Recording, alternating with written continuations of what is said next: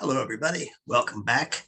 This is Module 13, Monitoring and Reporting. So we're going to share the screen, get my PowerPoint up, and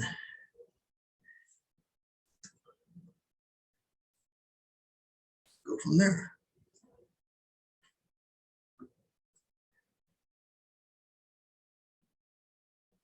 All right, finally, I'll do it here. Get started. All right. First of all, we acknowledge that this material in this whole course is taken from this book, Risk Management Tools for Safety Professionals by Bruce K. Lyon and Georgie Popoff, available from the American Society of Safety Professionals if you want to get the book. All right, here we go. Monitoring and reporting. Now, here's a recap of what we've been through, and that has been establishing the context, it's getting together and determine what we're going to do, how we're going to do it, who's going to do it, all that stuff. Risk assessment, which consists of identification, risk identification. We have to know what they are before we can do anything with them. Risk analysis, let's analyze them, see what they are. Then risk evaluation, the intensity, the level, likelihood, risk, and risk treatment. What are we going to do about it? Now, the next thing is in this video, monitoring and reporting. Did the risk treatments work? If not, make necessary adjustments, maybe start over. Report the results as necessary. There may be other people that need to know. Maintain awareness of any possible changes in the workplace. As you know, things change. Continue monitoring and adjust. Repeat as needed. During this entire process, the entire team should be communicating and consulting with one another. Trust but verify. This statement was made famous by President Ronald Reagan in 1987 after signing the Intermediate Range Nuclear Forces Treaty with the USSR. But it applies here and applies a lot of things in life. Somebody tells you something, sometimes you want to trust them, of course, but maybe sometimes it's good to verify too. How can we ascertain that the risk management efforts that we've done so far, the results are achieved and maintained? Like other aspects of business, risk management performance must be monitored, measured, and communicated to be properly managed. Control effectiveness, we're talking about. Part of monitoring risk management risk results is control effectiveness. Now, you all know what controls are: engineering, administrative, PPE, the main three. But are they effective? So assessing control effectiveness should include the following checks or tests. The control is well designed. We say a guard, okay? Well, a guard is a pretty generic term. What a guard? How's it going to be put on? Where's it going to be attached? How are we going to take it off if we need to? So it has to be designed properly and determined through a qualified review of design criteria. Control exists and it's operational. Has this control actually been put in place? And does it work? Is it operational? Verify through visual inspection of the operation. Okay, they said to put a control on, but is it there? Let's go take a look. Control is performing as intended, to test it and observe in observation. For instance, something maybe like a light curtain. Okay, go look at it. Does it work? Stick your hand in it, shuts the machine off. All right, works. Control is reliable, reviewed and for potential deviations, failures, or bypasses. In other words, is it reliable? Can somebody easily bypass it? And are there any deviations or failures maybe that you didn't foresee? Control is not creating other hazards. Assess for unintended effects, hazards, or deviations that could lead to other hazards and risks. As you know, again, in life, sometimes you do something and you don't get the outcome you intended and something else happened that you didn't foresee. Control is sustainable. Evaluated for the degree of ongoing maintenance, calibration, service, or other needs, and the frequency of needs. If it needs to be calibrated, how frequently, and is that a problem or not? Service, there's a lot of service. Is it going to be there when you need it? Is it sustainable? Now, a risk register or risk log can be used to track risks and how they were handled. It can be used as a basis for risk performance management, used to monitor and measure risk performance. Assigned duties or actions for stakeholders are measured on a periodic basis and reported to management. We're going to talk about this in a little more detail a little bit later.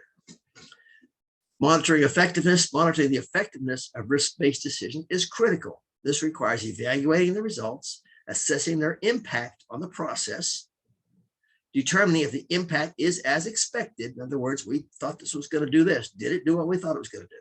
Making adjustments or improvements if necessary. Again, sometimes things don't work out the way we planned, so maybe we need to tweak it a little bit.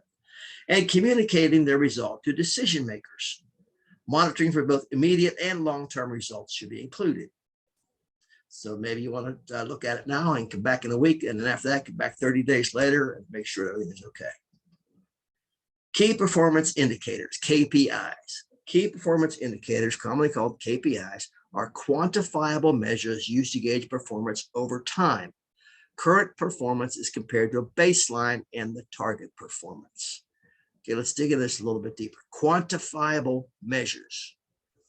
Or what does that mean? Quantifiable. It means that they're not qualified, they're quantified. So it's not like, oh yeah, this is good, this is okay. No, it means okay, our OSHA rate was 3.8. All right, last year it was 4. That was your baseline. The target performance is 3. So where are you? Okay, that's what we're talking about here. You have where you're at now, and what the current performance is, a baseline, maybe last year or whatever. It could be a different baseline, and the target. KPI types may include leading indicators, such as annual evaluation of the assessment process improvements completed. So you might have how many number of these completed, or probably better yet, a percentage of them. Number of stakeholders trained in risk assessment. Number of risks identified prior to any incidents. Now, these are all stuff that happens. Leading indicators happens before it happens, right? Lagging indicators, such as number of corrective actions completed, average number of days to complete corrective actions, incident rate, workers' compensation claims or rating. Lagging indicators happen after the fact, but since they're after the fact, they're usually pretty accurate. I mean, it's happened, you're just counting it basically. Now it says incident rate. What they're talking about there is the OSHA incident rate. The OSHA incident rate is calculated by taking how many employees you have, multiplying by 200,000, and divide that number by the number of hours worked. And you can look up on the BLS, Bureau of Labor Statistics website, and get a table 1, it's called, and get a list of all the incident rates for all different occupations. And you can find yours in there and compare it and see how you're doing against everybody else in your occupation. Very helpful data. Workers' compensation claims or rating. Now, workers' compensation claims is important because claims, you can get the dollars, and the dollars has a correlation using seriousness. Obviously, a workers' comp claim that's $150 is probably not going to be too serious an accident. A claim with $50,000 probably is pretty serious. So that's a factor too. And rating, workers' compensation, each state has a different entity, they call it, but they actually rate you. They rate you against people, again, in your industry. You get a rating. And if your rating is below 100%, let's say your rating is 80%, and that's kind of where most of the places I've been are rating for about that. That means your workers' compensation dollar you're going to pay are going to be 80% of the average for your industry. Well, that's where you want to be. You want to be less than that 1. That's a good number too. That workers' compensation rating is calculated by the carrier. So it's not something you have any control over calculating it. So that's a real good thing about it. It's a third party doing that. KPIs should be performance measures that can be collected and monitored and not too complex to understand or interpret. They should be clearly defined and communicated to ensure they are understood and meaningful. In other words, it can't be too complex. It's got to be understandable by everybody involved in the process and clearly defined. So if you're going to say the OSHA rate, that's pretty clearly defined. You know what that is. If you're going to say it's lost time accident rate or the DART rate, that's fine too, but you need to clearly define it and communicate it so everybody knows what you're doing here. Monitoring and reporting plan. That's important for managing the results. Such a plan should identify how the implementation will be monitored, how it will be verified and validated, who is responsible for implementing and monitoring controls, the timeframes and resources necessary for the implementation and its monitoring, the key performance indicators, KPIs, to be measured, and methods for reporting and communicating the process to stakeholders and decision makers. Throughout all this type of thing, one of the things you have to do, let's say you come up with something that has to be done. Well, somebody has to be responsible for doing it. You call them PPR, primary person responsible, or whatever. But you got to come up and say, okay, so-and-so, you're responsible for getting this done, and it should be done by a certain date. Now, the date can be discussed and agreed upon. It doesn't have to be mandated, but it should be a date in there somewhere. There are many ways to monitor risk management effort. You can adopt one shown here, find another. Again, there are many, or develop your own. What's important is that you do monitor them. Stakeholders and decision makers must know if their risk reduction or elimination methods were successful, and if not, why not? If you didn't document it, you didn't do it. It's a common saying on fear safety. If you ask somebody, hey, was so-and-so trained to drive forklift? Oh, yeah. Okay, let me see the documentation. Well, I don't have it. Well, guess what? They probably weren't trained, and if they were, it really didn't count. The purpose of documents and records is to provide information about risks to decision makers and other stakeholders, provide a record and justification of decisions made, preserve the results of risk management efforts for future use and reference, enable verification of results, and provide an audit trail. Okay, that's a lot of stuff in there, but it's got information about risk to decision makers, a record of justification of decisions. You're going to make a decision here, and you might have to justify it. Maybe the expense is going to be $300,000. You might want to have to justify that. Preserve the results of risk management efforts so you can look back on for future use and reference if need be. Like, hey, this happened a couple of years ago. What do we do about it then? Enable verification of results, and provide an audit trail. As new information becomes available and the context changes, risk assessments should be updated and documented in accordance with the needs of the management process. The organization should document the names, titles, and qualifications of the risk assessment team, the methods that were employed, the hazards identified, of course, and risks assessed, the risk controls implemented, and follow-up actions taken. A common tool used to document risk is a risk register, a spreadsheet-style document used to document risk levels. It gives decision makers a quick and concise way of comparing risk. It can be used as a basis for risk performance management, used to monitor and measure risk performance. Assigned duties or actions for stakeholders are measured on a periodic basis and reported to management. Okay, this is an example of a risk register. You can do your own. This one's kind of nice. It has case numbers 1, so that's the QC lab welding. The task is a plasma cutter, and the hazard number is obviously the case number, and then a dot point 1 after it, which is a good idea. And then it's the hazard they found. It doesn't go into a lot of detail on the hazard. Current state risk level. Let's just look at the first two. We have 114 and a 15.2. It's pretty high, right? 15.2 is red. And these all have additional controls. Now, this doesn't show you a lot of detail. I think it should have more. What controls? It shows you the completion date, although it doesn't show the starting date, so that completion date doesn't mean a lot there. Future state risk level. This is after the controls. So this one went down from 14, 12, and the second one 15.2 to 12. Now, one thing you can see about this pretty quickly about the color coding, and that's one nice reason about color coding, is in the first column, the current state level, you have a bunch of reds, which are very high risk, and oranges, which are moderate high risks. So they're all up there. Now, after the controls were implemented, the future state risk levels, the highest ones are orange, a couple of them are yellow, but a whole bunch of them are green, and there were no green before. So just looking at the color coding there gives you a pretty good idea that the additional controls put in were useful, but it really doesn't give you a lot of detail. If it was up to me, I'd have a lot more detail in here, but this gives you an idea what they're looking at for a risk register. And the completion date's important because somebody can look at that and if there's no date in there and say, hey, why isn't this done? Documenting, reporting, and communicating. Documentation alone is not the purpose. The information must be effectively reported to decision makers and stakeholders. Factors to consider for reporting and communicating include who needs the information. Key decision makers and affected stakeholders should be identified. Who are these people? What information do they need? Specific information needed to enable decision makers to make their decisions must be identified. How often is it needed? Is it quarterly, annually, semi-annually, whatever? How is it reported? Is it written reports, just executive summaries, bulletins, graphs and charts, verbal reports, emails? Frequently an executive doesn't want to look at a 10-page detailed report. They want an executive summary. They want to just see the overall thing. See, is it working right or not? Monitoring effectiveness after all the previous steps have been completed. We still need to know how effective were these steps. We did all this work. Now, did it work? The goal of monitoring effectiveness is to verify that the results of the decision made are in agreement with what the organization intended.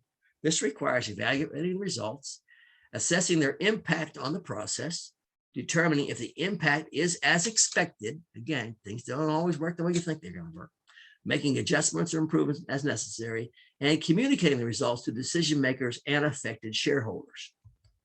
If monitoring indicates that the results are not acceptable or correctable, a new decision-making process must be considered. Probably should be done. In other words, if you monitor this thing and you said the results are not acceptable, it's still a high risk or whatever, didn't do what it's supposed to do, then you got to start over.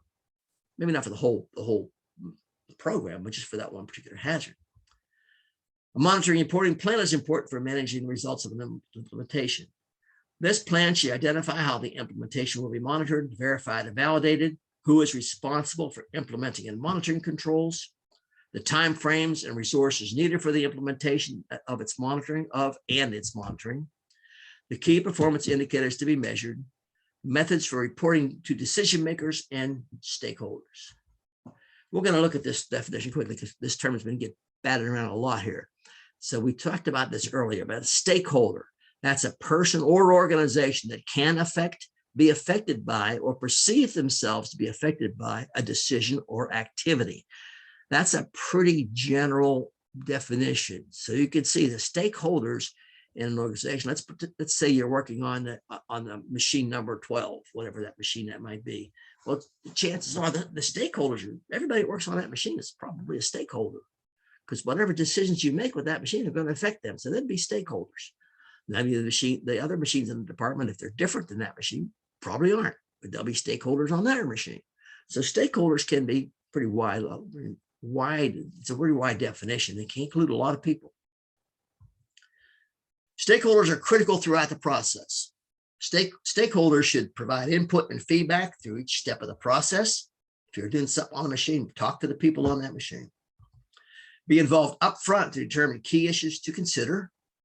Who knows more about what goes on in that machine but those people that operate it? Be asked to provide their views on how each step of the process is performed and suggestions for improvement. Ask them. They're doing this job every day. Ask them about it.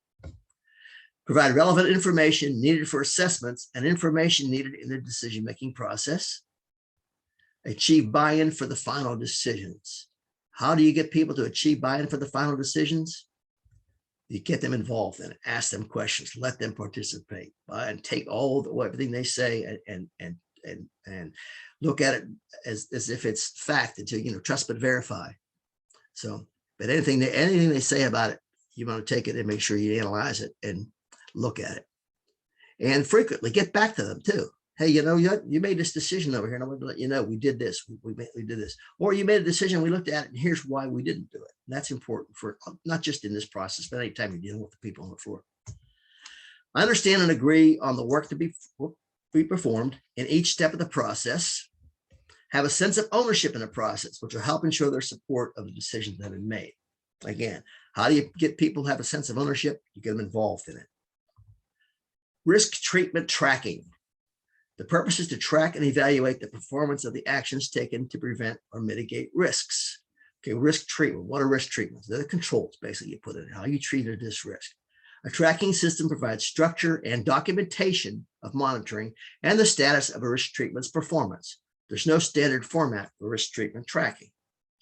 Some of the basic needs of a risk treatment tracking system might include identification number for tracking purposes. That's always a good idea. Location, the plant, department, etc. The equipment or operation that this refers to. The hazard description, maybe causes and effects of it. Priority level. Well, where do you get the priority level from? Probably from your risk matrix, right?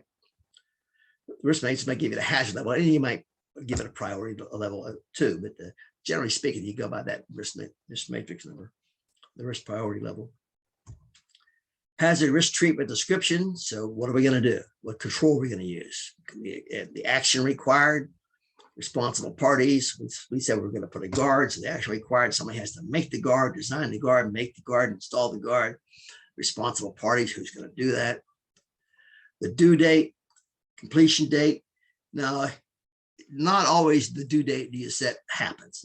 Again, this is real life. Sometimes it takes a while. So be open to a little bit of discussion on that, or maybe some flexibility. Things don't always get done on time, but again, it depends on the priorities. The priorities should be for the higher risk should be They should be done by the due date or the completion date, excuse me. Verification of treatment effectiveness. Who verified it that it was effective and when? Monitoring of effectiveness at a future date. Who will do it? Again, we looked at it now. Okay, this looks good. But how's it going to be in 6 months from now? Especially something like training. Okay, we train these people, but in 6 months from now, do they remember the training? Are they still following the training? As we know, administrative control sometimes is subject to the whim of the employees. Comments such as failures, improvements, or changes needed. Risk treatment tracking is usually performed by a risk manager. For a very large corporation with many risk treatments to track, a project timeline or a Gantt chart may be used. And I'm not going to go into Gantt charts, but a timeline just puts it's a schedule looking out ahead of time. Now, combining risk management methods. This will be strategies for selecting, modifying, and combining risk management methods. The number of risk management methods and tools available is somewhat overwhelming. Many methods are variations of a theme used in various industries or situations. Certain tools have specific applications or purposes, while others are more broadly applied. The three most well-known standards are ISO 31110, Risk Assessment Techniques, ANSI Z590, 3/2011, Prevention Through Design, and ANSI Z10, Occupational Health and Safety Management Systems. But these three well-known standards list 35 different risk assessment methods, but they only agree on one: checklists. The what-if checklist is frequently used in process safety management during a process hazard analysis. We looked at that a few modules back. But you have these three different standards that are ANSI or ASSP, which is the American Society of Safety Professionals, and ANSI and ISO all look at this stuff, and they have 35 different methods, but all three of them only agree on one. That shows you how many there are out there. Now, some of these methods aren't really different from one another. They might call them something else, but there's a lot of things that one big umbrella can probably cover a lot of these methods, these different methods. To establish which of these methods is best for your situation, most safety professionals will have to do some research, but most probably use the one they're most familiar with, or they seek the guidance of a competent expert. Some factors to consider when deciding which risk management tools to use: organizational or specific high task level analysis. So is this the whole organization you're going to do, or just maybe one task level analysis? Specific or unique hazard expected, or a broad range of hazards? Or in other words, we have this particular hazard we want to look at, maybe a chemical hazard, maybe that's something that we're really going to dig into. It might have to get some specialization involved, or just this is a broad range of hazards. Is there an industry-specific exposure with a known set of exposures to consider? In other words, in your industry, are a lot of people having this same problem? Is this a simple or a complex system? Are there routine tasks with a known history, or unique tasks with a high degree of uncertainty?